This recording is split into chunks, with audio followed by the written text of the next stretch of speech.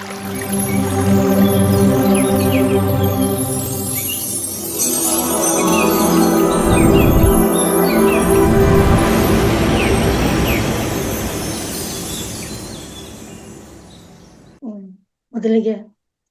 ಮಹಾವತಾರ್ ಸಂಸ್ಥೆಯ ಸಂಸ್ಥಾಪಕರಾದ ಪತ್ರಿಜಿಯವರಿಗೂ ಹಾಗೂ ಗುರು ರಂಗನಾಥ್ಜಿಯವರಿಗೂ ಹಾಗೂ ನನ್ನ ಜನ್ಮದಾತರಿಗೂ ವಂದಿಸುತ್ತಾ, ಪ್ರಕೃತಿ ಮಾತೆಗೂ ವಂದಿಸುತ್ತಾ, ಗುರು ಬ್ರಹ್ಮ ಗುರು ವಿಷ್ಣು ಗುರುದೇವೋ ಮಹೇಶ್ವರ ಗುರು ಸಾಕ್ಷಾತ್ ಪರಬ್ರಹ್ಮ ತಸ್ಮೈ ಶ್ರೀ ಶ್ರೀ ಗುರುವೇ ನಮಃ. ಗುರುಗಳ ವಂದನೆಯನ್ನು ಸಲ್ಲಿಸುತ್ತಾ, ಈ ದಿನ ಸಮಗ್ರ ಜೀವನ ಶೈಲಿ ವಿಭಾಗದಲ್ಲಿ ಒಂದು ವಿಷಯದ ಬಗ್ಗೆ ನಾನು ತಿಳಿದಂತೆ, ನನಗೆ ಅರಿವಾದಂತೆ ಒಂದು ಸ್ವಲ್ಪ ವಿಷಯಗಳನ್ನ ನಾನು ಆತ್ಮಬಂಧುಗಳಲ್ಲಿ ಹಂಚಿಕೊಳ್ಳಲು ಇಷ್ಟಪಡುತ್ತೇನೆ. ಅದಂದ್ರೆ, ಪ್ರಪಂಚದಲ್ಲಿ ಅಂದರೆ ಭೂಮಿಯ ಮೇಲೆ ಇರುವ ಎಲ್ಲಾ ಜೀವಿಗಳು, ಜೀವರಾಶಿಗಳು ಅಂತ ಅಂದ್ರೆ ಒಂದು ಪ್ರಾಣಿ, ಪಕ್ಷಿ, ಮತ್ತೆ ಕ್ರಿಮಿ ಕೀಟಗಳು, ಇವೆಲ್ಲದಕ್ಕೂ ಗಿಡ ಮರಗಳು, ವೃಕ್ಷಗಳು, ಇವೆಲ್ಲದಕ್ಕೂ ಒಂದು ಜೀವ ಇದೆ ಅಂತಾನೆ ಹೇಳ್ಕೋಬಹುದು. ಅವೆಲ್ಲನೂ ನಾವು ಪ್ರೀತಿಯಿಂದ ಕಾಣ್ಬೇಕು, ಮತ್ತೆ ಅವಕ್ಕೆಲ್ಲ ನಾವು ಆರೈಕೆ ಎಲ್ಲ ಮಾಡ್ಬೇಕಾಗತ್ತೆ. ಒಂದು ಪ್ರಾಣಿ ಅಂತ ಅಂದ್ರೆ, ಪ್ರಾಣಿ ವಿಷಯ ತಗೊಳ್ಳೋದಾದ್ರೆ, ಪ್ರಾಣಿಗಳಲ್ಲಿ ಮೊದಲನೇದಾಗಿ ನಾವು ಎಲ್ಲರಿಗೂ ಚಿರಪರಿಚಿತವಾದಂತ ಒಂದು ಪ್ರಾಣಿ ಅಂದ್ರೆ ಗೋಮಾತೆ. ಆ ಗೋಮಾತೆಯನ್ನ ತುಂಬಾ ಜನ ಎಲ್ಲರಿಗೂ ಚಿರಪರಿಚಿತವಾಗಿರುತ್ತೆ. ಗೋಮಾತೆಗೆ ಒಂದು ಭಕ್ತಿ ಪೂರ್ವಕವಾಗಿ ನಾವು ಅದಕ್ಕೆ ಧನ್ಯವಾದಗಳನ್ನ ಸಲ್ಲಿಸಿ ಬೆಳಗ್ಗೆ ಎದ್ದು ಗೋಮಾತೆ ದರ್ಶನ ಮಾಡೋದ್ರಿಂದ ನಮ್ಗೆ ಜೀವನದಲ್ಲಿ ಎಲ್ಲ ಒಳ್ಳೇದೇ ಆಗುತ್ತೆ ಅನ್ನೋದು ಕೂಡ ಎಲ್ಲ ಒಂದು ಸಂಪ್ರದಾಯದಲ್ಲಿ ಕೂಡ ಇದೆ. ಆಧ್ಯಾತ್ಮಿಕರು ಅದನ್ನ ನಂಬುತ್ತಾರೆ. ಈ ರೀತಿ ಇರ್ಬೇಕಾದ್ರೆ ಗೋಮಾತೆನಲ್ಲಿ ಒಂದು ಲಕ್ಷ್ಮೀ ವಾಸಸ್ಥಳ ಇದೆ. ಆ ಲಕ್ಷ್ಮೀ ವಾಸಸ್ಥಳ ಅಂತಾನೆ ಅದು ಗೋ ಮೂತ್ರ ಮಾಡೋ ಕಡೆ ಅಂತ. ಗೋನಲ್ಲಿ ಮುಂದ್ಗಡೆ ಕೊಂಬು ಕಡೆಗಿಂತ ಹಿಂದ್ಗಡೆನೆ ತುಂಬಾ ಶ್ರೇಷ್ಠ ಇದೆ. ಅದು ಮಲಮೂತ್ರ ವಿಸರ್ಜನೆ ಮಾಡುವ ಕಡೆಗೆನೆ ಮೊದಲು ಪೂಜೆ ಮಾಡ್ಬೇಕು. ಗೋ ದರ್ಶನ ಮಾಡಿದ್ಮೇಲೆ ಅದನ್ನ ಮುಟ್ಟಿ ನಮಸ್ಕಾರ ಮಾಡ್ಲೇಬೇಕು. ಆವಾಗ್ಲೇ ಗೋಮಾತೆಗೆ ಪೂಜೆ ಸಂಪೂರ್ಣ ಆಗತ್ತೆ ಅಂತ ಹೇಳ್ತಾರೆ. ಅಂದ್ರೆ ಹಸುವಿಂದ ನಮಗೆ ಏನೆಲ್ಲ ಪ್ರಯೋಜನ ಇದೆ, ಬರೀ ಪೂಜೆ ಅಷ್ಟಕ್ಕೆ ಅಲ್ಲ, ಒಂದು ಹಸು ಎಷ್ಟೊಂದು ನಮಗೆ ಉಪಯೋಗ ಬರುತ್ತೆ. ಆ ಹಸುವಿನಿಂದ ಆಗುವಂತದ್ದು ಒಂದು ಹಾಲು, ಮೊಸರು, ಬೆಣ್ಣೆ, ತುಪ್ಪ, ಇವೆಲ್ಲ ನಮ್ಮ ಮನುಷ್ಯನಿಗೆ ಆರೋಗ್ಯಕ್ಕೆ ಎಷ್ಟು ಬೇಕಾಗಿದೆ. ಜೊತೆಗೆ ಅದೇ ತರ ಅದರದ್ದು ಒಂದು ಚರ್ಮ ಆಗಿರ್ಬೋದು, ಅದರ ಕೊಂಬು ಕೂಡ ಎಲ್ಲ ಮನುಷ್ಯ ಉಪಯೋಗಿಸ್ತಾ ಇದ್ದಾನೆ. ಹಸು ಒಂದು ಕಲ್ಪವೃಕ್ಷ ಕಾಮಧೇನು ಅಂತಾನೆ ಅದಕ್ಕೊಂದು ಹೆಸರು ಬಂದ್ಬಿಟ್ಟಿದೆ. ಅದರಿಂದ ಹಸುವಿಗೆ ತುಂಬಾ ಪ್ರಾಮುಖ್ಯತೆ ಕೊಟ್ಟು ಬೆಳೆಸ್ಬೇಕು. ಇವಾಗಂತೂ ಅದರಲ್ಲಿ ತುಂಬಾ ಜಾತಿಯ ಪಶುಗಳು ತುಂಬಾ ಬಂದ್ಬಿಟ್ಟಿದೆ. ಅದ್ರಲ್ಲಿ ಒಂದು ಇಲಾಯ್ತಿ ಹಸು ಅಂದ್ರೆ ಲೀಟರ್ ಗಟ್ಲೆ ಹಾಲು ಕರಿತಾರೆ. ಆವಾಗ ನಾವು ಹಳೆ ಕಾಲದಲ್ಲಿ ಅಂದ್ರೆ 34 ವರ್ಷದ ಹಿಂದೆ ಅದು ನಾಟಿ ತಳಿ ಅಂತ ಬರ್ತಿತ್ತು. ನಾಟಿ ತಳಿಯ ಹಸು ಅಂದ್ರೆ ಅದು ಈಗ ಗುರುಜಿ ಹೇಳ್ತಿರಲ್ಲ A1 ಹಸು ಅಂತೆಲ್ಲ, ಅದು ಮೈ ಮೇಲೆ ದಿಬ್ಬದ ತರ ಇರುತ್ತೆ ಮೇಲ್ಗಡೆ. ಆ ದಿಬ್ಬದ ತರ ಇರುವ ಹಸುದು ಹಾಲು ತುಂಬಾ ಶ್ರೇಷ್ಠ. ಅದು ತಾಯಿಗೆ ಮಕ್ಕಳಿಗೆ ಹಾಲಿಲ್ಲ ಅಂತ ಅಂದಾಗ ತಾಯಿಗಿಂತ ಹೆಚ್ಚಾಗಿ ಒಂದು ಹಸುನ ಮನೇಲಿ ತಗೊಂಬಂದು ಸಾಕೊಂಡು ಅದ್ರ ಹಾಲಿಂದನೇ ಎಷ್ಟೋ ಮಕ್ಕಳುಗಳನ್ನ ಬೆಳೆಸ್ತಿದ್ರು ಆವಾಗ ಕಾಲದಲ್ಲಿ. ಆ ರೀತಿ ಅನ್ಕೊಂಡ್ರೆ ಅದು ದಿಬ್ಬ ಇರುವಂತ ಮೇಲ್ಗಡೆ ಒಂಥರ ಬೆನ್ನಿನ ಮೇಲ್ಗಡೆ ಒಂದು ಮೇಲ್ ದಿಬ್ಬದ ತರ ಬಂದಿರುತ್ತೆ, ಅದನ್ನ ನಾಟಿ ಹಸು ಅಂತ ಅಂತಾರೆ. ಅದ್ರ ಹಸು ಹಾಲು ತುಂಬಾ ಶ್ರೇಷ್ಠ. ಅದು ಇವಾಗ ಅದ್ರ ಬದಲು ಇನ್ನ ಒಂದು ಜಾತಿ ಪೀಳಿಗೆ ಬಂದಿದೆ. ಅದಕ್ಕೆ ಇವಾಗ ತುಂಬಾ ದುಬಾರಿ ಬೆಲೆ ಕೂಡ ಆಗಿದೆ. ಅದಕ್ಕೆ ಇವಾಗ ಹೆಸರು ಬೇರೆ ಒಂದಿದೆ. ಅದನ್ನ ತುಂಬಾ ಕುಳ್ಳ ಜಾತಿಯದು ಹಸು. 1.5 ಅಡಿ ಕೂಡ ಬಂದಿರಲ್ಲ. 1.5 ಅಡಿಗೆನೆ ಅದು ಹಸು ಅದು ಬಲಿತ ಆಗಿರುತ್ತೆ. ಅದು ಹಾಲು ಕೊಡೋಕ್ಕೂ ಶುರು ಮಾಡಿರುತ್ತೆ ಆವಾಗ್ಲೇನೆ. ಈ ರೀತಿಯ ಹಸುಗಳು ತುಂಬಾ ಅಪರೂಪ ಈ ಕಡೆ ಸಿಗೋದು. ಅಂದ್ರೆ ಆ ಕಡೆ ಎಲ್ಲ ತುಂಬಾ ಹಸುಗಳು ಆತರ ಸಾಕಿ ಅದ್ರ ಹಾಲುಗಳಿಗೂ ತುಂಬಾ ಡಿಮ್ಯಾಂಡ್ ಇದೆ. ಆ ಪ್ರಾಣಿ ಸಾಕೋದು ತುಂಬಾನೇ ಕಷ್ಟ. ಅದು ತುಂಬಾ ಆರೋಗ್ಯದಾಯಕ ಪೌಷ್ಟಿಕ ಆಹಾರಗಳನ್ನ ಕೊಟ್ಟು ಮನುಷ್ಯರಿಗಿಂತ ಹೆಚ್ಚಾಗಿ ಅದನ್ನ ಸಾಕ್ಬೇಕಾಗುತ್ತೆ. ಅದನ್ನ ಬಿಟ್ರೆ ನೆಕ್ಸ್ಟ್ ಮತ್ತೆ ಒಂದು ಬಸವ ಅಥವಾ ಹಸು, ಅದು ಪ್ರಾಣಿ ಜಾತಿನಲ್ಲಿ ಬಸವ ಅಂದ್ರೆ ಗಂಡು ಪ್ರಾಣಿ. ಅದು ಒಂದು ಈಶ್ವರನ ಒಂದು ವಾಹನ ಆಗಿದೆ. ಅದು ಒಂದು ರೈತನಿಗೆ ಒಂದು ತುಂಬಾ ಬೆನ್ನೆಲುಬಾಗಿ ಅವನಿಗೆ ತುಂಬಾ ಇದು ಜಮೀನಿನ ಕೆಲಸಗಳು ಇದೆಲ್ಲ ಮಾಡೋದಕ್ಕೆ, ಒಂದು ಗಾಡಿಯಿಂದ ಏನಾದ್ರು ಸಾಮಾನು ಸಾಗಿಸ್ಬೇಕಾದ್ರೆ ಅವಾಗೆಲ್ಲ ತುಂಬಾ ಎತ್ತುಗಳೇ ಇತ್ತು. ಇವಾಗಿನ ತರ ಲಾರಿ ಆಗ್ಲಿ ಟ್ರಾಕ್ಟರ್ ಆಗ್ಲಿ ಅವಾಗೆಲ್ಲ ಇರ್ಲಿಲ್ಲ. ಆತರ ಎಲ್ಲ ರೈತನಿಗೆ ತುಂಬಾ ಸಹಾಯಕವಾಗಿದೆ. ಅದ್ರ ಬಿಟ್ಟು ಮತ್ತೆ ಒಂದು ಮರ ಒಂದು ಪಕ್ಷಿಗಳ ಇದ್ರ ಬಗ್ಗೆ ಹೇಳೋದಾದ್ರೆ, ಪಕ್ಷಿಗಳ ಸಾಲು ಅಂದ್ರೆ ಗಂಡು ಬೇರುಂಡ ಅಂತ ಒಂದು ಪಕ್ಷಿ. ಆ ಪಕ್ಷಿ ತುಂಬಾ 1000 ಮಿಲಿಯನ್ ವರ್ಷದ ಹಿಂದೆನೆ ಇತ್ತು. ಅದು ಪ್ರಪಂಚದಲ್ಲಿ 1000 ಮಿಲಿಯನ್ ವರ್ಷದ ಹಿಂದೆನೆ ಇದ್ದ ಮೊದಲನ ಪಕ್ಷಿ ಅಂದ್ರೆ ಅದು ತಪ್ಪಾಗಲ್ವಂತೆ. ಅದು 4 ತಲೆ ಇತ್ತು. ಆವಾಗ ಅದಕ್ಕೆ 4 ತಲೆ ಇತ್ತು ಅಂತ ಕೂಡ ಹೇಳ್ತಾ ಇದ್ದಾರೆ. ಗಂಡು ಬೇರುಂಡ ಅಂದ್ರೆ ನಮ್ಗೆಲ್ಲ ಗೊತ್ತಿದ್ದಂಗೆ 2 ತಲೆ ಇರುವಂತ ಪಕ್ಷಿ ಅಂತ ಅನ್ಕೋತಿದೀವಿ. ಅದು ತುಂಬಾ ಯುಗಗಳ ಹಿಂದೆ ಅದನ್ನ ಗೊತ್ತಿರೋರು ಅಥವಾ ಎಲ್ಲರೂ ಒಂದು ಬರೆಯೋ ಕಡೆ ಕೇಳಿದಾಗ ನೋಡಿದಾಗ ಅದಕ್ಕೆ 4 ತಲೆ ಇತ್ತು. ರಾಜರುಗಳು ತಗೊಂಬಂದು ಅದನ್ನ ಸಾಕಿ ಅದನ್ನ ತಳಿಗಳನ್ನ ತುಂಬಾ ಇವಾಗ ಏನೋ ಇದೆಲ್ಲ ಮಾಡ್ತಾರಲ್ಲ ಆ ತರ ಮಾಡಿ ಅದಕ್ಕೆ 2 ತಲೆ ಬಂದಿದೆ. ಇವಾಗ ಕೊನೆಗೆ ಅದು ಅಪರೂಪವಾಗಿದೆ ಅಂತ ನಾವು ತಿಳ್ಕೊಬೇಕಾಗತ್ತೆ. ಪಕ್ಷಿಗಳ ಬಗ್ಗೆ ಹೇಳೋದಾದ್ರೆ ಅಂದ್ರೆ ಮತ್ತೆ ಈ ಪಕ್ಷಿಗಳಲ್ಲಿ ನವಿಲು, ಗಿಳಿ ಮತ್ತೆ ಇನ್ನು ಪಾರಿವಾಳ ಈ ತರ ಎಲ್ಲ ಪಕ್ಷಿಗಳನ್ನು ಕೂಡ ಪಕ್ಷಿ ಜಾತಿನಲ್ಲಿ ಅವು ತುಂಬಾ ಮನುಷ್ಯರಿಗೆ ಉಪಯೋಗ ಬಂದಿದೆ. ಪಾರಿವಾಳ ಆ ಕಾಲದಲ್ಲಿ ಪಾರಿವಾಳ ಮತ್ತೆ ಗಿಳಿ ಇವುಗಳನ್ನೆಲ್ಲನು ಯುಗಗಳ ಹಿಂದೆ ಅದು ಒಂದು ಪೋಸ್ಟ್ ಮ್ಯಾನ್, ಇವಾಗ ಪೋಸ್ಟ್ ಮ್ಯಾನ್ ಯಾವ ರೀತಿ ಇರ್ತಾರೆ ಆತರ ಒಂದು ಒಬ್ಬರಿಂದ ಒಬ್ಬರಿಗೆ ಸಂದೇಶ ಕಳಿಸ್ಬೇಕು ಅಂದ್ರೆ ಅದನ್ನೆಲ್ಲ ಬಳಸ್ಕೊತಾ ಇದ್ರು.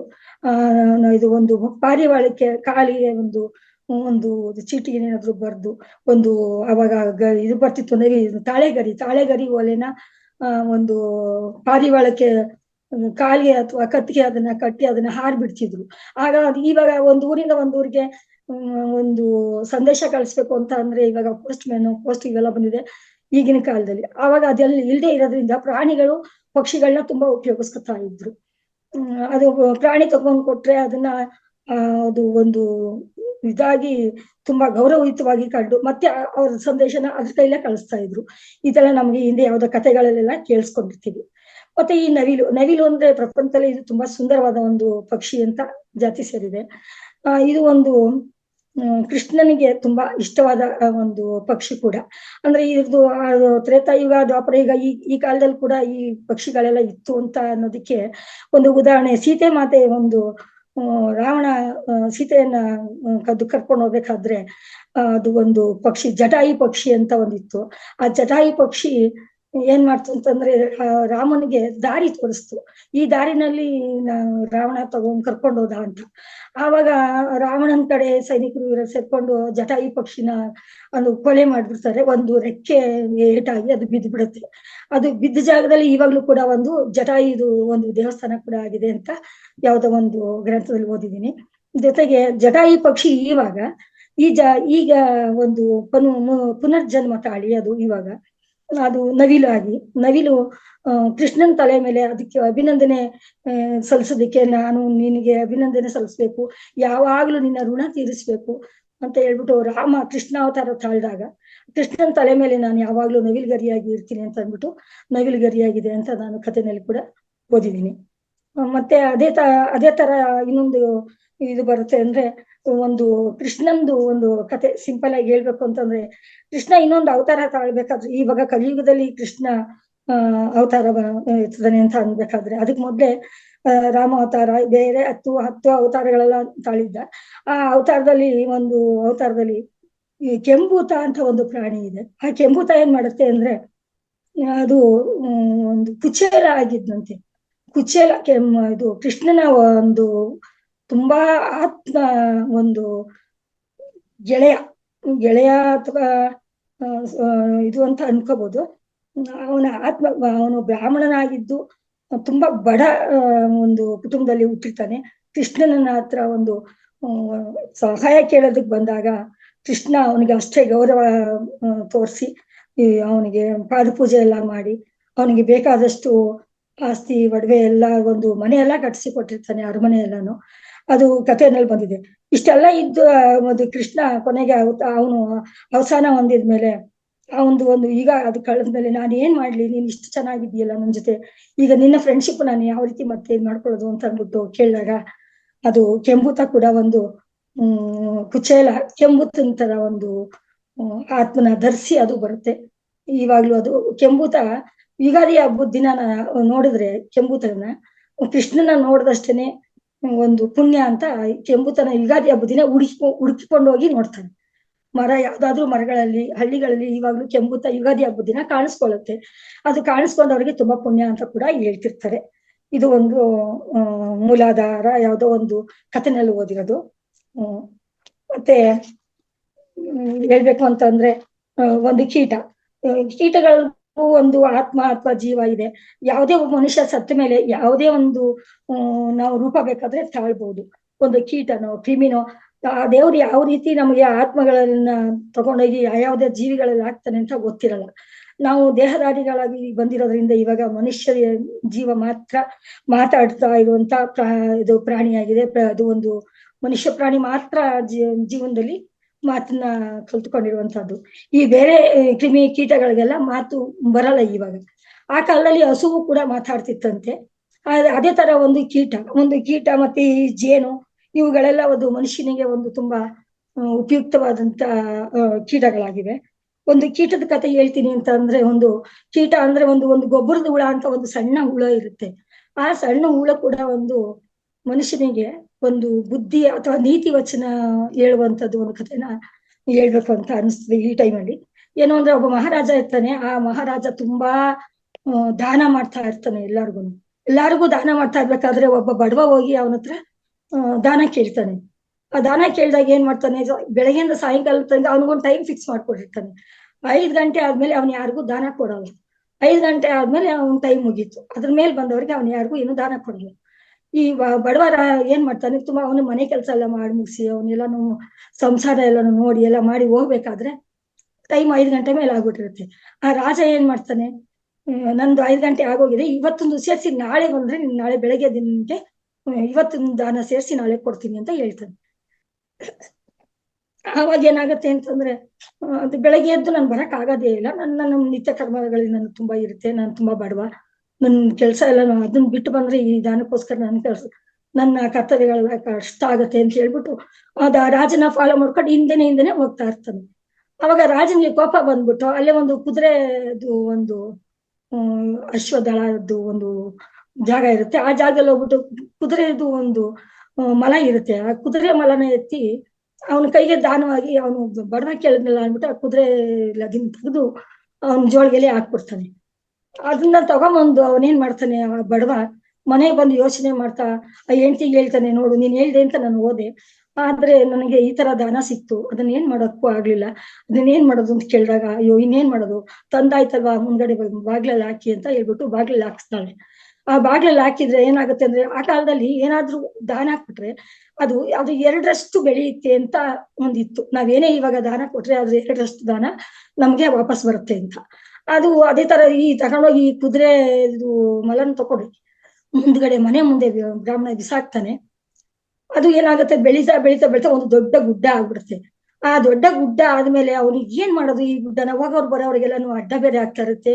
ಇದ್ರ ಬಗ್ಗೆ ಎಲ್ಲರೂ ಕೇಳ್ತಾ ಇರ್ತಾರೆ, ಇವಾಗ ಏನ್ ಮಾಡೋದು ಅಂತ ಹೇಳಿ ಅದನ್ನ ಕರಗ್ಸೋ ರೀತಿ ಏನ್ ಮಾಡೋದು ಅಂತ ಕೇಳಿದಾಗ ಅದೇ ಬ್ರಾಹ್ಮಣ ರಾಜ ಒಂದ್ಸಾರಿ ಪುನರ್ಜನ್ಮ ಮಾಡ್ಕೊಂಡು ಬಂದಿರ್ತಾನೆ.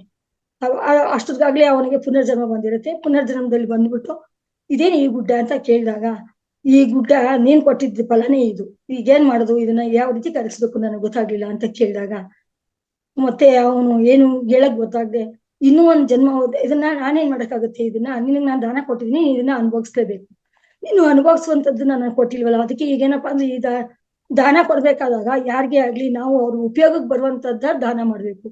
ಅದು ಉಪಯೋಗಕ್ಕೆ ಬರ್ಲಿಲ್ಲ ಅಂತ ಅಂದ್ರೆ ಅದು ತಿರ್ಗಾ ನಮಗೆ ಅದಕ್ಕೆ 10ರಷ್ಟು ನಷ್ಟನ ಕೊಡುತ್ತೆ ಅಂತ ಅನ್ನೋದಕ್ಕೆ ಇದು ಉದಾಹರಣೆ. ಅವಾಗ ಏನಪ್ಪಾ ಆಗತ್ತೆ ಅಂದ್ರೆ, ಅದು ಆ ರಾಜ ಒಂದು ಪುನರ್ಜನ್ಮ ಎತ್ಕೊಂಡು ಬಂದಾಗ ಕೂಡ ಅದನ್ನ ಏನು ಮಾಡಕ್ ಆಗಲ್ಲ. ಅವಾಗ ಏನ್ ಹೇಳ್ತಾನೆ ಈ ಬ್ರಾಹ್ಮಣ, ನಾನೊಂದು ಉಪಾಯ ಹೇಳ್ತೀನಿ ಕೇಳು, ಇನ್ನೊಂದ್ ಜನ್ಮದಲ್ಲಿ ನೀನು ಒಂದು ಕೀಟ ಆಗಿ ಬಾ ಅಂತ ಹೇಳ್ಬಿಟ್ಟು ಒಂದು ಕೀಟ ಆಗುತ್ತೆ. ಅದು ಒಂದು ಗೊಬ್ಬರದ ಹುಳ ಅಂತ ಇವಾಗ್ಲೂ ಕೂಡ ನಾವು ನೋಡ್ಬೋದು. ಎಲ್ಲಾದ್ರೂ ಗೊಬ್ಬರದ ಗುಡ್ಡೆ ಇರೋ ಕಡೆ ಒಂದು ಕೀಟ ಒಂದು ಸಣ್ಣದೊಂದು ಉಂಡೆ ಮಾಡ್ಕೊಂಡು ತಳ್ಕೊಂಡು ಹೋಗ್ತಾ ಇರುತ್ತೆ. ಆ ತಳ್ಕೊಂಡು ಹೋಗಿ ಅದನ್ನೆಲ್ಲಾರು ಒಂದ್ ಕಡೆ ಇಟ್ಕೊಂಡು ಅದನ್ನ ತಿಂದು ಅದನ್ನ ಕರಗಿಸುತ್ತೆ. ಅದು ಏನಪ್ಪಾ ಅಂದ್ರೆ, ನಾವು ಮಾಡಿದ ಕರ್ಮನ ನಾವೇ ಅನುಭವಿಸ್ಬೇಕು ಅನ್ನೋದಕ್ಕೆ ಇದೊಂದು ಉದಾಹರಣೆ. ಈ ಕತೆ ಇನ್ನು ತುಂಬಾ ಜಾಸ್ತಿ ಆಗಿದೆ.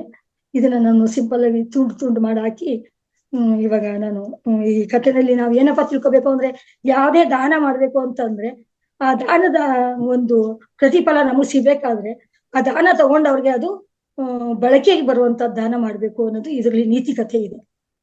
ಮತ್ತೆ ಈ ಇನ್ನೊಂದು ವಿಷಯ ಏನಪ್ಪಾ ಹೇಳ್ಬೇಕು ಅಂತ ಅಂದ್ರೆ, ನಾವು ದಾನ ಮಾಡ್ಬೇಕಾದಾಗ ಯಾರಿಗಾದ್ರೂ ಉಪಯೋಗ ಆಗುವಂತದ್ ಮಾತ್ರ ಮಾಡ್ಬೇಕು. ಏನು ಮಾಡಕ್ ಆಗ್ಲಿಲ್ಲ ಅಂತ ಅಂದ್ರೆ ಸುಮ್ನೆ ಇದ್ಬಿಟ್ಟು ಒಂದು ವಿದ್ಯಾದಾನ ಅಂತಂದ್ರೆ, ಈಗ ಗುರುಜಿಯವರೆಲ್ಲ ನಮಗೆ ಜ್ಞಾನ ಇವೆಲ್ಲನೂ ಕೊಡ್ತಾ ಇರೋದು ನಮ್ಮ ಜೀವನ ಇರುವವರೆಗೂ ಕೂಡ ನಾವು ಅದನ್ನ ಬಳಸ್ಕೊತಾ ಇದ್ದೀವಿ. ಅದನ್ನ ನಾವು 10 ಜನಕ್ಕೆ ಹಂಚಿದ್ರೆ ಅದು ಬೇರೆಯವ್ರಿಗೂ ಕೂಡ ಉಪಯೋಗ ಆಗುತ್ತೆ. ಈ ತರ ಒಂದು ಉಪಯೋಗ ಒಂದನ್ನ ದಾನ ಮಾಡೋದನ್ನ ನಾವು ಕಲ್ತ್ಕೋಬೇಕು ಅಂತ ತಿಳ್ಕೊಂಡ್ವಿ. ಮತ್ತೆ ಇನ್ನೊಂದು ವಿಷಯ ಏನಪ್ಪಾ ಅಂದ್ರೆ, ಅಚ್ಚರಿಯಾದ್ರೂ ಅದ್ಭುತ. ಈಗ ಒಂದೊಂದು ವಿಷಯಗಳು ಒಬ್ಬೊಬ್ಬರಿಗೆ ಗೊತ್ತಿರುತ್ತೆ. ಅದ್ರಲ್ಲಿ ನಾನು ಸ್ವಲ್ಪ ಯಾವ್ದೋ ಒಂದು ಬುಕ್ನಿಂದ ಓದಿ ತಿಳ್ಕೊಂಡ ವಿಷಯನೇ ಇರ್ಬೋದು ಅಂತ ಅನ್ಸುತ್ತೆ. ಇದು ಒಂದು ಮೀನು ಅಥವಾ ಇದು ಮನುಷ್ಯ ಜಾತಿಯವರು ಮಾತ್ರ ಮಕ್ಕಳನ್ನ ತುಂಬಾ ಇದಾಗಿ ಕೇರ್ ತಗೊಂಡು ಬೆಳೆಸ್ಬೇಕು ಅಂತೆಲ್ಲ ಅನ್ಕೋತೀವಲ್ವಾ. ಅದೇ ಮನುಷ್ಯ ತರನೇ ಈ ಪ್ರಾಣಿಗಳು ಕೂಡ ಮಕ್ಕಳುಗಳನ್ನ ಸಾಕೋದಿಕ್ಕೆ ಎಷ್ಟು ಕಷ್ಟ ಪಡ್ತವೆ. ಒಂದು ಪಕ್ಷಿ ಕೂಡ ಅದು ತನ್ನ ಸಂತಾನ ಉತ್ಪತ್ತಿ ಮಾಡಬೇಕು. ಸಂತಾನೋತ್ಪತ್ತಿ ಟೈಮಲ್ಲಿ ಒಂದು ಗಂಡು ಹೆಣ್ಣು ಕೂಡ ಅದು ಗೀಜುಗ ಒಂದು ಪಕ್ಷಿ, ಅದು ಮನುಷ್ಯನಿಗಿಂತ ಬುದ್ಧಿವಂತ ಪಕ್ಷಿ ಅಂತ ಹೇಳ್ಬೋದು. ಅದು ತನ್ನ ಒಂದು ಹೆಣ್ಣು ಪಕ್ಷಿ ಅದು ಮೊಟ್ಟೆ ಇಟ್ಟು ಅದನ್ನ ಸಂತಾನ ಅಭಿವೃದ್ಧಿ ಮಾಡೋ ಟೈಮಿಗೆ ಅದಕ್ಕೆ ಒಂದು ಗೂಡನ್ನ ಮಾಡಿಕೊಡುತ್ತೆ.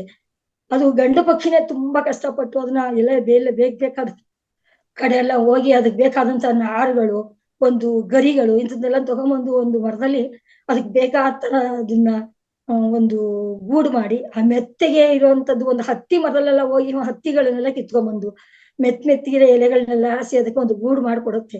ಇದು ಮನುಷ್ಯ ಮಾತ್ರ ತನ್ನ ವಂಶಾಭಿವೃದ್ಧಿಗೆ ಮಾತ್ರ ತುಂಬಾ ಒತ್ತು ಕೊಟ್ಟು ಜೀವನ ಮಾಡ್ತಾನೆ ಅಂತಿಲ್ಲ. ಇದು ಪ್ರಾಣಿಗಳಿಗೂ ಇದೆ ಅನ್ನೋದಕ್ಕೆ ಇದು ಒಂದು ಉದಾಹರಣೆ. ಮತ್ತೆ ಒಂದು ಸಣ್ಣ ಪಕ್ಷಿಗಳು ಕೂಡ, ಗುಬ್ಬಚ್ಚಿ ಈ ತರವೆಲ್ಲವೂ ಪಕ್ಷಿಗಳು ಕೂಡ ಒಂದು ಗೂಡು ಕಟ್ಟಿಕೊಂಡು ರಾತ್ರಿ ಆಯ್ತಿದ್ದಂಗೆನೆ ನಾವು ಒಂದು ಗೂಡ್ನಲ್ಲಿ ಹೋಗಿ ಆ ಟೈಮ್ಗೆ ನಾವು ನಿದ್ದೆ ಮಾಡ್ಬೇಕು. ನಾವು ಸಾಯಂಕಾಲ ಗುರುಜಿ ಹೇಳ್ದಂಗೆ 6 ಗಂಟೆ 7 ಗಂಟೆ ಆಯ್ತಂಗೆ ಬೆಳಕಿನ ಪ್ರಖರ ಇದ್ದಾಗ ಮಾತ್ರ ನಾವು ತಿನ್ನೋದಕ್ಕಾಗ್ಲಿ ಆಹಾರ ಹುಡುಕೋದಕ್ಕಾಗ್ಲಿ ನಾವು ಕಷ್ಟ ಪಡ್ಬೇಕು. ನೆಕ್ಸ್ಟ್ ಬಂದು ನಾವು 6 ಗಂಟೆ 7 ಗಂಟೆ ಆಯ್ತಿದಂಗೆ ನಾವು ಒಂದು ಗೂಡು ಸೇರ್ಕೋಬೇಕು ಅಂತ ಅನ್ನೋದನ್ನ ಈ ಪಕ್ಷಿಗಳಿಂದನೂ ಕೂಡ ನಾವು ತಿಳ್ಕೊಬಹುದು. ಈ ಪಕ್ಷಿಗಳು ಕೂಡ ಸಾಯಂಕಾಲ 6 ಗಂಟೆ 7 ಗಂಟೆ ಆಗ್ತಿದಂಗೆ ಚಿಲಿಪಿಲಿ ಶಬ್ದ ಮಾಡ್ಕೊಂಡು ಅದರ ಒಂದು ಪೀಳಿಗೆಯವನ್ನೆಲ್ಲ ಕರ್ಕೊಂಡು ಅವ್ರವ್ರ ಗೂಡುಗಳನ್ನ ನಾವು ಸೇರ್ಕೋತವೆ. ಮತ್ತೆ ಇನ್ನು ಮೀನು, ಇದು ಇನ್ನೊಂದು ಏನಪ್ಪಾ ಅಚ್ಚರಿ ಅಂತ ಅಂದ್ರೆ, ಮೀನು ತುಂಬಾನೇ ನೀರಿನಲ್ಲಿ ವೇಗವಾಗಿ ಚಲಿಸುವಂತ ಪ್ರಾಣಿಯಾಗಿದೆ. ಇದು ಮೀನು ಒಂದು ಮರಿ ಮಾಡ್ಬೇಕಾದ್ರೆ ಅದು ನಮ್ಮ ಬೇರೆ ಪ್ರಾಣಿ ಪಕ್ಷಿಗಳ ತರ ಹಾಲು ಉಡ್ಸೋದಾಗ್ಲಿ ತಿಂಡಿ ತಂದು ಕೊಡೋದಾಗ್ಲಿ ಮಾಡಲ್ಲ. ಇದು ಮೀನು ಏನ್ ಮಾಡ್ತದೆ, ಕಣ್ಣು ನೋಟದಿಂದಾನೇ ಅದು ಮರಿನ ದೊಡ್ಡದು ಮಾಡುತ್ತಂತೆ. ಇದು ಒಂಥರ ಅದ್ಭುತ ವಿಷಯನೇ.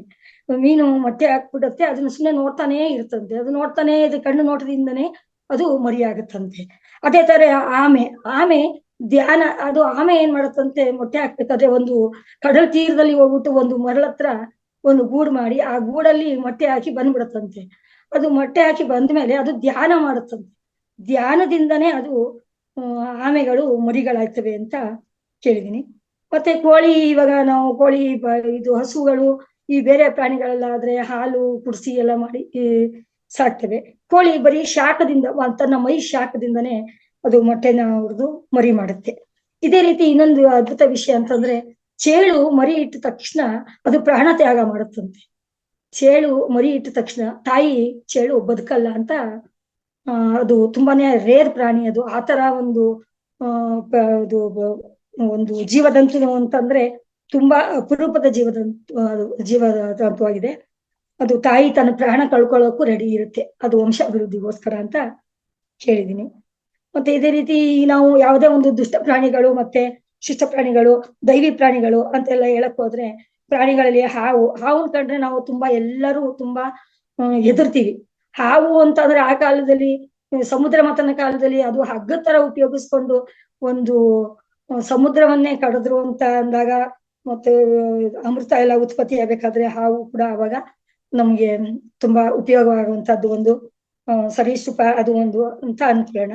ಅದು ಇವಾಗ ಶಿವನಿಗೆ ಆಭರಣವಾಗಿಯೂ, ಮತ್ತೆ ಗಣೇಶನಿಗೆ ಒಂದು ಬೆಲ್ಟ್ ತರ ಆಗಿದೆ. ಗಣೇಶ ಅದನ್ನ ಬೆಲ್ಟ್ ತರ ಕಟ್ಕೊಂಡು ಅವನು ಹೊಟ್ಟೆಗೆ ಆಹಾರ ಕಡಿಮೆ ತಿನ್ಬೇಕು, ನಾನು ಬೆಲ್ಟ್ ಕಟ್ಕೋತೀನಿ, ಅಥವಾ ತಿಂದಿರೋ ಆಹಾರನ ನಾನು ಜೀರ್ಣ ಮಾಡ್ಕೊಳ್ಳಿಕ್ಕೆ ಈ ಉಪಯೋಗ ಆಗ್ಲಿ ಅಂತ ಅಂದ್ಬಿಟ್ಟು ಹಾವುನ ಈ ತರ ಮಾಡ್ಕೊಂಡ ಅಂತ ಮಕ್ಳುಗಳೆಲ್ಲ ತಮಾಷೆಗೆಲ್ಲ ಮಾತಾಡ್ತಾ ಇರ್ತಾರೆ. ಹಾವು ಅಂತಂದ್ರೆ ಅದು ಮನುಷ್ಯರಿಗೆ ಅದಕ್ಕೆ ಕಣ್ ಕಾಣಿಸಲ್ಲ ಅಂತಾರೆ, ಅದ್ರ ವಾಸನೆಯಿಂದನೇ ಮನುಷ್ಯ ಬರ್ತಾ ಇರೋದನ್ನ ಅದು ಗುರ್ತಿಡಿಯುತ್ತಂತೆ. ಮತ್ತೆ ಅದೇ ರೀತಿ ಈಗ ನವಿಲು ಒಂದು ಸುಬ್ರಹ್ಮಣ್ಯನ ವಾಹನ ಆಗಿ ತುಂಬಾ ಅದು ಒಂದು ಪೂಜನೀಯ ಪಕ್ಷಿಯಾಗಿದೆ. ನವಿಲು ಮೊದಲೇ ಹೇಳ್ದಂಗೆ ಕೃಷ್ಣನ್ಗೆ ನವಿಲು ಗರಿ ಇದ್ರೇನೆ ಕೃಷ್ಣನ ಗುರ್ತಿಡಿಯೋದು, ಆ ರೀತಿಯಾಗಿದೆ. ಗರುಡ ಅತ್ಯಂತ ಎತ್ತರದಲ್ಲಿ ಹಾರುವ ಪ್ರಾಣಿಗಳಲ್ಲಿ ಒಂದು ಅಂತ ಹೇಳ್ಬೋದು. ಗರುಡ ಪಕ್ಷಿ ವಿಷ್ಣುವಿನ ವಾಹನವಾಗಿಯೂ ಅವನಿಗೆ ಯಾವ ಸಮಯದಲ್ಲಿ ಬೇಕು ಅಂದ್ರೆ ಆ ಸಮಯದಲ್ಲಿ ವಾಹನವಾಗಿ ವಿಷ್ಣು ಮತ್ತೆ ಲಕ್ಷ್ಮಿಯರನ್ನ ಕೂರಿಸ್ಕೊಂಡು ಅವನು ಎಲ್ಲಿಂದ ಎಲ್ಲಿಗೆಲ್ಲ ಹೋಗ್ಬೇಕಾದ್ರು ಆ ತಕ್ಷಣದಲ್ಲಿ ಅದು, ಈಗ ನಾವು ಕಾರು ಬೈಕು ಎಲ್ಲ ತಗೊಂಡು ಹೋಗ್ತೀವಿ ಅಂತೀವಲ್ವಾ, ಅದೇ ತರ ಅವಾಗ ಒಂದು ದೇವಾದಿ ದೇವತೆಗಳಿಗೆ ವಾಹನಗಳಾಗಿ ಈ ಪಕ್ಷಿ ಪ್ರಾಣಿಗಳು ತಮ್ಮ ಜೀವನವನ್ನ ಒಂದು ಇದಾಗಿ ಸಾಗಿಸ್ಕೊಂಡಿವೆ. ಹಂಸ ಸರಸ್ವತಿಯ ವಾಹನ ಆದ್ರೆ ಬಸವ ಅಥವಾ ಹಸು ಈಶ್ವರನಿಗೆ ವಾಹನ ಆಗಿದೆ. ಈ ರೀತಿ ಒಂದು ಇಲಿ ಕೂಡ ಸಿಂಹ ಒಂದು ಶಕ್ತಿ ದೇವತೆಗೆ ವಾಹನವಾಗಿಯೂ, ಆನೆ ಲಕ್ಷ್ಮಿಗೆ ಸೇವಕರಾಗಿಯೂ, ಇಲಿ ಅತ್ಯಂತ ದೊಡ್ಡ ಒಂದು ಶರೀರದ ಒಂದು ದೊಡ್ಡ ಗಾತ್ರದ ಗಣೇಶನನ್ನ ಕೂಡ ಇಲಿ ತನ್ನ ಶಕ್ತಿ ಸಾಮರ್ಥ್ಯದಿಂದ ತಗೊಂಡೋಗಿ, ಅದು ಇಲಿ ಬುದ್ಧಿನಲ್ಲಿ ತುಂಬಾ ಚುರುಕು ಅಂತ ಹೇಳ್ತಾರೆ. ಇಲಿಗೆ ಯಾವುದೇ ಕಾರಣಕ್ಕೂ ಜ್ವರ ಬರಲ್ಲ, ಅದು ತುಂಬಾ ಆರೋಗ್ಯವಂತ ಪ್ರಾಣಿಯಾಗಿರುತ್ತಂತೆ. ಅದಕ್ಕೆ ತುಂಬಾ ಸಾಮಾನ್ಯವಾಗಿ ಅದಕ್ಕೆ ಒಂದು ಶಕ್ತಿನ ಗಣೇಶನೇ ಕೊಟ್ಟಿರ್ತಾನೆ ಏನೋ, ಅದಕ್ಕೆ ಅವನ್ನ ಹೊತ್ಕೊಂಡು ಹೋಗುವಂತ ಒಂದು ಶಕ್ತಿ ಇದೆ ಅಂತ ಎಲ್ಲಾರು ಗಣೇಶನಿಗೆ ಇಷ್ಟೊಂದು ಚಿಕ್ಕ ಇಲಿ ಅಷ್ಟು ದೊಡ್ಡ ದೇಹ ಭಾರವನ್ನು ಹೊರುವಂತ ಶಕ್ತಿ ಇದೆ ಅಂತ ಹೇಳ್ತಾರೆ. ಅದೇ ರೀತಿ ನಾವು ಸಣ್ಣದಾಗಿದ್ರು ನಾವು ನಮ್ಮ ಶರೀರವನ್ನ ಮಾತ್ರ ಬೆಳೆಸ್ಬೇಕು, ಶರೀರದ ಕಡೆ ಗಮನ ಕೊಡಬಾರದು. ನಾವು ಆಧ್ಯಾತ್ಮಿಕದ ಕಡೆ ಧ್ಯಾನ ಮತ್ತು ಜ್ಞಾನವನ್ನು ತಿಳ್ಕೊಂಡು ಧ್ಯಾನಗಳಾಗಬೇಕು. ಆ ಧ್ಯಾನದಿಂದನೇ ಇವೆಲ್ಲವನ್ನು ಸಂಪಾದನೆ ಮಾಡ್ಕೋಬಹುದು. ಧ್ಯಾನ ಮೊದ್ಲು ಮುಖ್ಯ. ಯಾವುದೇ ಮನುಷ್ಯ ಇಷ್ಟೆಲ್ಲಾನು ನಾವು ತಿಳ್ಕೊಂಡಿದೀವಿ ಅಂತ ಅಂದ್ರೆ ನಮ್ಗೆ ಜ್ಞಾನ ಇರ್ಬೇಕು. ಆ ಜ್ಞಾನ ಬರ್ಬೇಕು ಅಂದ್ರೆ ಧ್ಯಾನದಿಂದನೇ ಜ್ಞಾನ ಬರುತ್ತೆ. ಜ್ಞಾನದಿಂದ ನಾವು ಪರಮಾತ್ಮನ ಕಡೆಗೆ, ಮತ್ತೆ ನಾವು ಇನ್ನೊಂದು ಪುನರಪಿ ಮರಣಂ ಪುನರಪಿ ಜನನಂ ಪುನರಪಿ ಮರಣಂ ಪುನರಪಿ ಮಾತೃ ಜಠರೇ ಶಯನಂ ಅಂತ ಆಗ್ಬಾರ್ದು.